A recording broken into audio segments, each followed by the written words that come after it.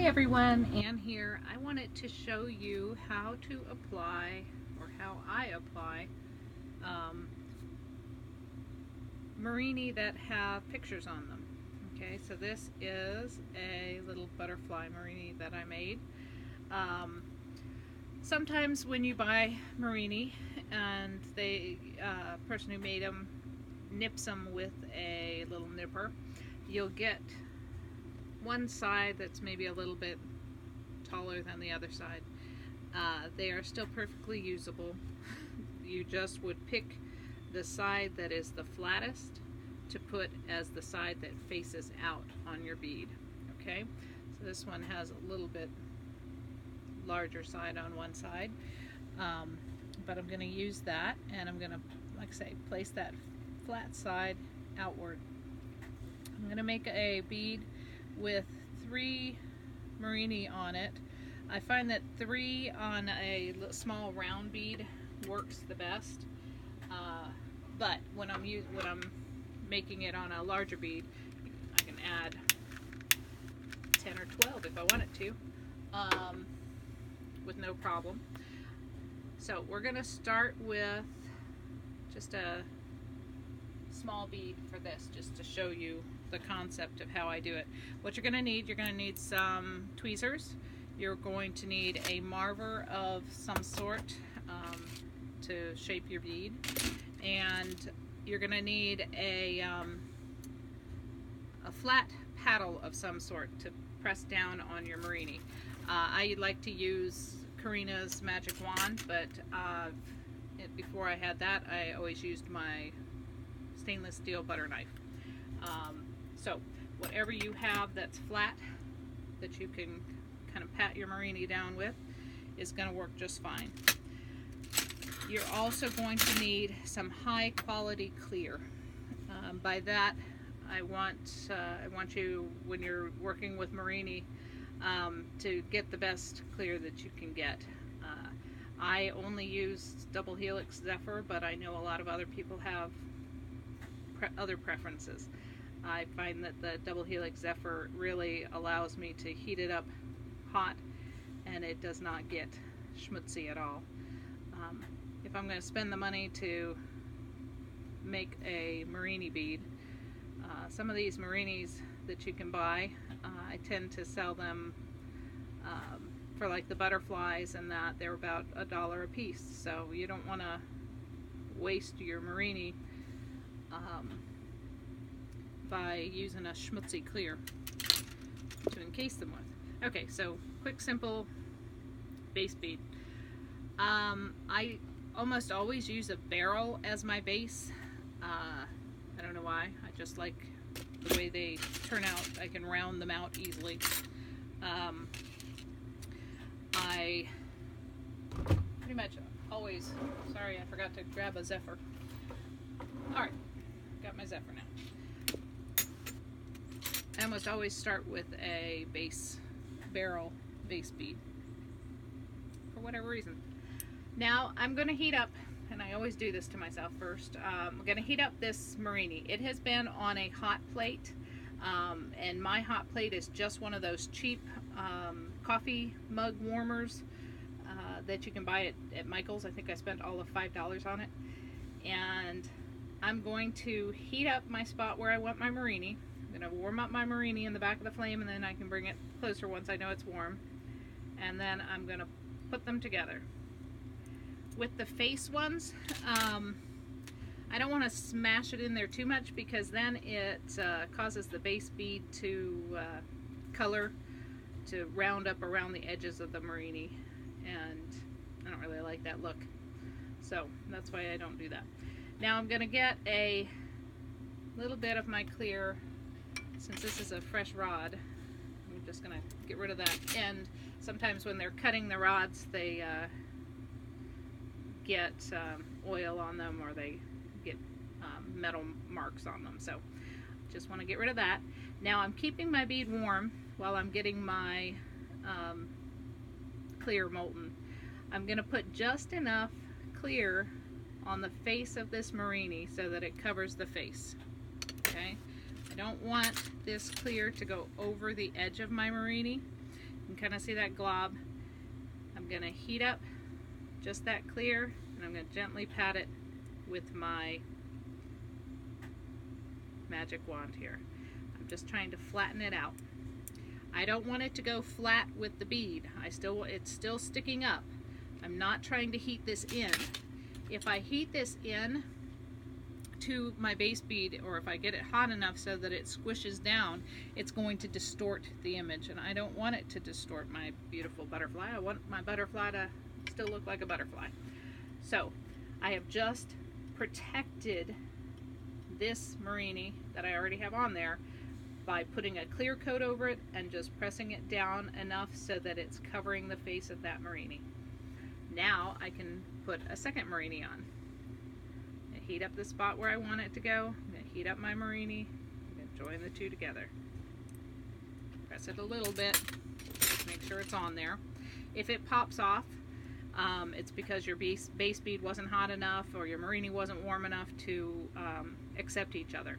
So pick it back up if it didn't crack and fly off where you can't find it, like mine always do.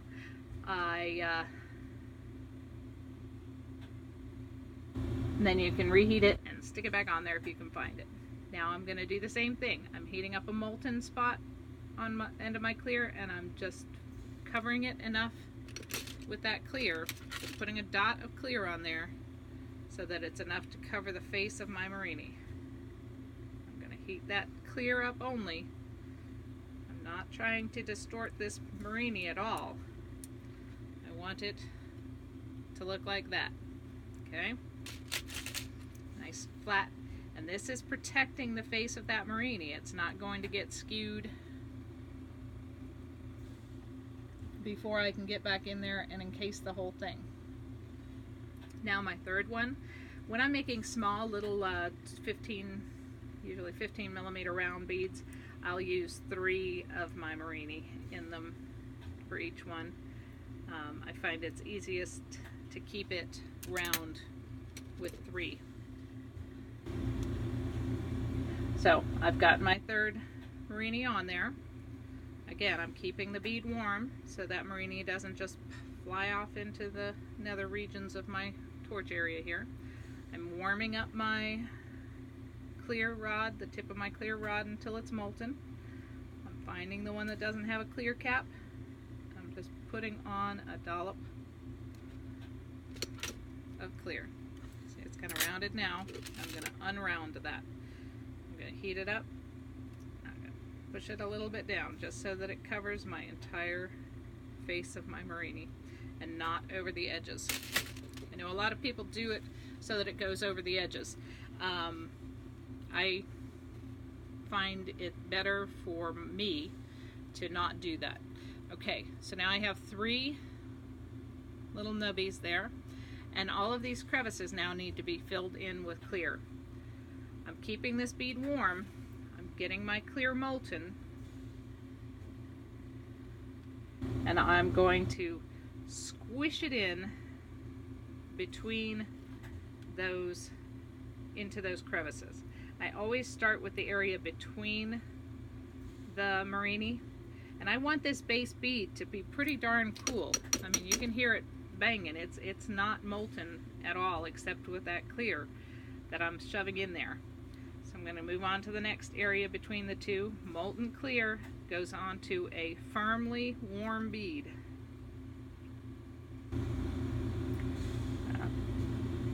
Kind of hold my bead depending on which way I want to shove that clear in there. I hold it up this direction to shove it into that crevice.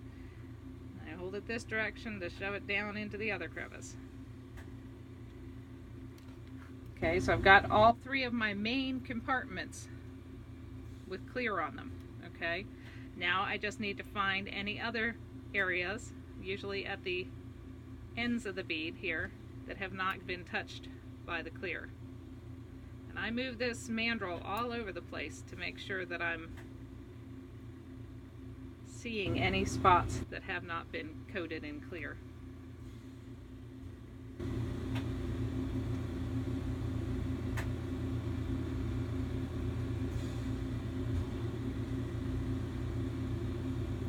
When you're first learning how to do murrini beads, you're going to get more bubbles than say somebody who's done it 1,000 times like I have. I still get bubbles.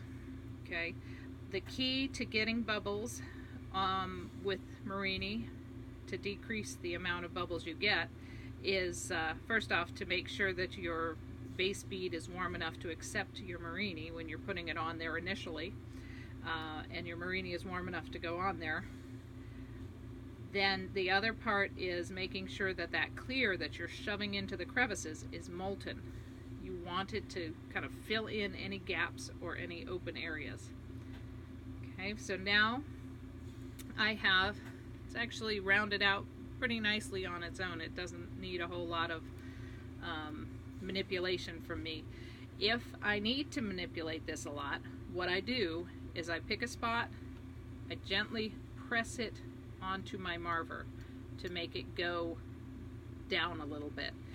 And I will, sometimes on big beads, on focals, I will spend quite some time just trying to shape that clear around the bead. I don't want to smush it because I don't want to distort the image of my butterfly or whatever I'm using, whatever murrini I'm using. I want to go in there and I want to round out the edges, so I'm heating up the clear only. You really don't want to get down into that core base bead with this heat. You want to manipulate only the top layer of your clear. And since I know that I'm not heating all the way down to that core, I can gently, and I mean gently, roll it a little bit. If I am trying to manipulate it firmly, I'm only pressing. I'm not rolling. I'm pressing it gently to make that clear move a little bit. Now you have a layer of clear between your butterfly and your top of your bead, and that amplifies the size of your butterfly, and it also keeps that butterfly kind of safe, so it's not going to get distorted unless you really press firmly. Okay, now the other key thing is bubbles. Let's go back to bubbles.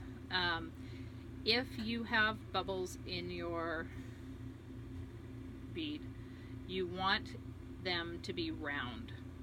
Round bubbles will not cause structural integrity problems with your bead. Okay, if you have a flat bubble or if you have a pointy bubble, it's more likely to cause your bead some structural issue. At some point it might drop and break. So we don't want that to happen, so we want to round out any bubbles.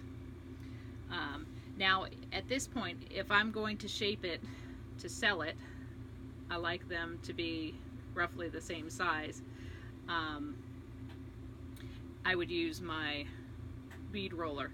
And again, when I'm using a bead roller, I am specifically, I've already got it mostly shaped before I ever touch this bead roller, and I am only manipulating the outside clear of this bead. I don't want to distort those images, so I'm trying just to make that clear that's over top of them or to the sides be what I move. Okay, so that is all there is to applying picture murrini. I will post this picture of this bead at the after this video. I hope you enjoyed watching it. Good luck. Bye.